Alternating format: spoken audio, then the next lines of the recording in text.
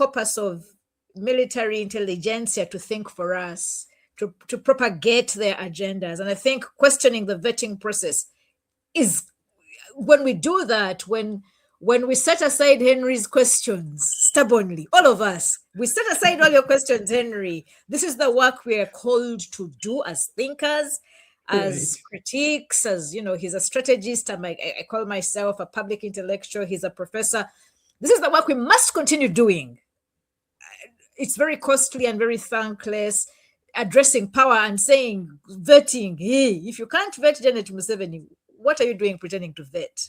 So for me, I think the questions around the vetting process, how can you vet 80 people in 2 days? That is a question not only to the people who are vetting, but to that one who accepts their vetting report. This is drama. This is drama. This is drama for the masses. And those of us who are thinkers must allow ourselves to continue pushing counter thought.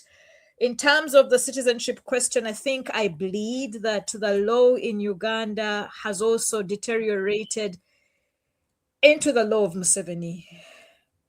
Even when Professor Himbara said to us that, in fact, Kagame is the law, he appoints the speaker, the justice, the ministers, the same has happened to Uganda.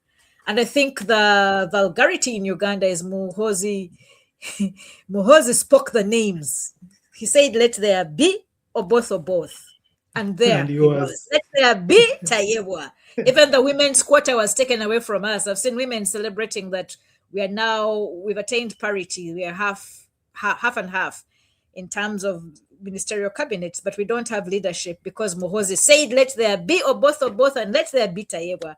But Museveni said, let there be the Chief Justice and the Deputy Chief Justice.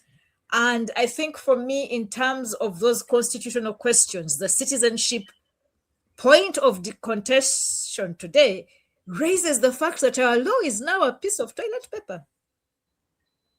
It's good to clean up particular shit.